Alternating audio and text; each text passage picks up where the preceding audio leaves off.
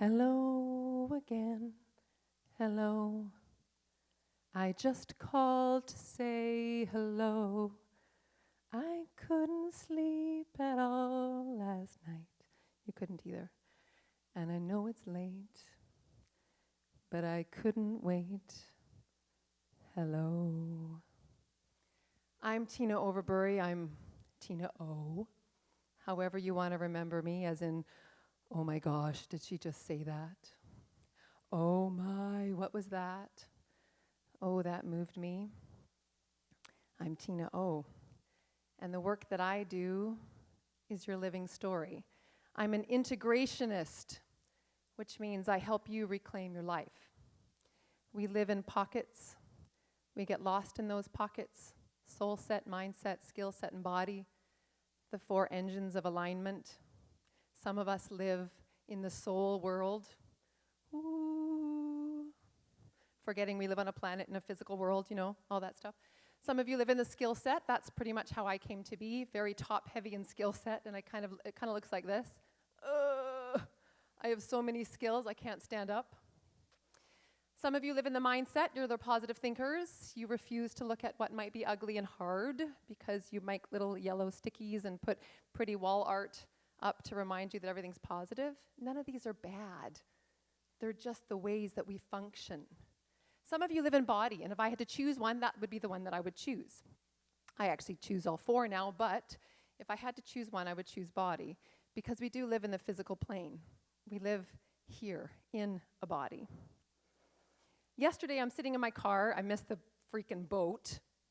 5:30. I missed the 5:30 boat to get here, so I'm sitting there for 2 hours. I send my husband these texts that look like this. Grrr. G, R, R, R, R, R, R, R, R. Grrr, I'm missed the freaking boat.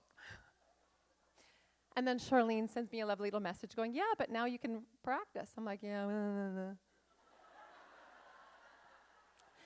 So I practice, that's what I do, and I'll tell you, nothing's coming. And I've already barfed the whole thing I'm gonna talk about on a big page. I've done it, I've written it, I've practiced it, and I'm sitting in my car and it's not right. I can't feel it. I'm like, what the hell? I do this, why? Oh, because you're talking about the living story. You're not talking about mindset. You're not giving 5 tips to blah, blah, blah, blah, blah. You're talking about the living story. And your living story happens between here, this is your history that we honor, and here, which is your future, the potential, your possibility, your hope. We live between those 2 dots. We walk between them all the time. I can't give a living story from a canned perspective or a canned presentation. It has to live, which means I was really pissed off because I didn't want that. It's hard to not know what the hell I'm going to say until I get up here.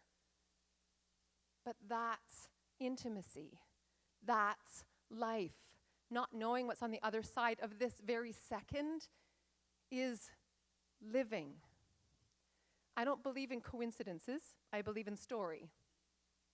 Story and the signs that tell you. Sometimes story tells you, and sometimes you tell the story. I believe in story. I met my husband before we were married. He was my boyfriend, and he had this really crappy car with a really bad exhaust pipe that went not very impressive, right? And I get in the car, and there's this a song playing, and I'm like, come on, whatever, come on, sure. Who told you? I said, who told you? He's like, what is wrong with her? Who told you? Skeptical. There's a song on, and yes, it's Neil Diamond. Hello again, hello. And I'm like, yeah, whatever. He's like, I like Neil Diamond too. I'm like, you can't, you're 30. I was 32 at that time, and I like Neil Diamond. Flash forward. Again, I don't believe in coincidences. So, I'm in my car, and I can't figure out what the hell I'm going to say when I get here. So I pull out my journal. This is my Dear Tina journal. It's the way that my soul talks to me. And by soul, I mean the story that was here before my body got here, and the story that will continue after my body is gone. And I started writing Dear Tina. In fact, I don't even need to write it anymore. I can just hold on to the steering wheel. I've been doing it so long. Dear Tina, what would you have me say? And the answer came back, was really awful. The answer was, tell them about dying. Really? Yeah. I don't believe in coincidences. I believe in story. 6 months ago, maybe more now, last April, I was diagnosed with cancer. Not the dying kind. Of course, any kind of cancer could be the dying kind. I had a really good percentage of living. And in the process of processing that, I pulled out my Dear Tina journal. Dear Tina, tell me the story of cancer. Can you please tell me the story of this cancer? And the story that came back was terrifying. It said, you're dying. What? You're dying. Your body is not, but you are, and you must let it die. She's been wanting to die for a long time.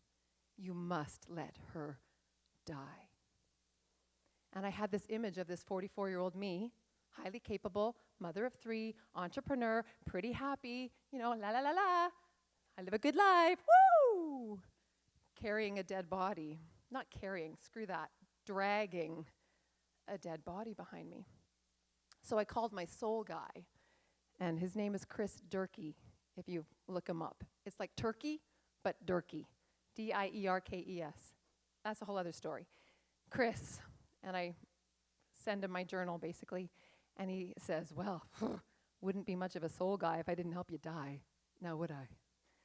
So I do a couple sessions with him, and metaphorically, we gave this dead body of mine a Viking funeral, which means we put this dead body on a boat, and we lit it up, and we set it off across the ocean.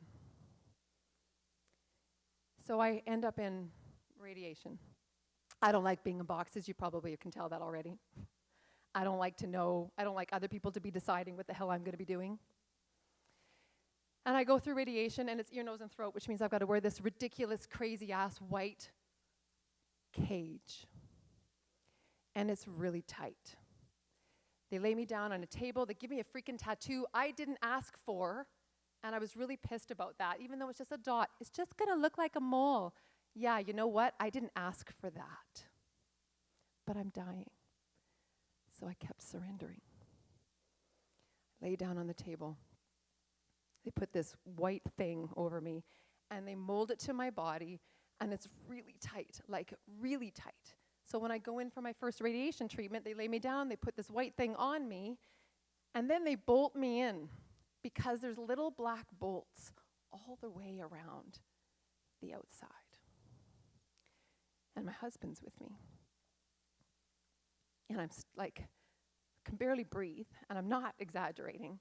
It's really tight. And I'm praying, oh dear God, Todd, that's my husband's name, just touch my feet, just touch my feet, just touch my feet. I'll feel like I'm human if you just touch my feet.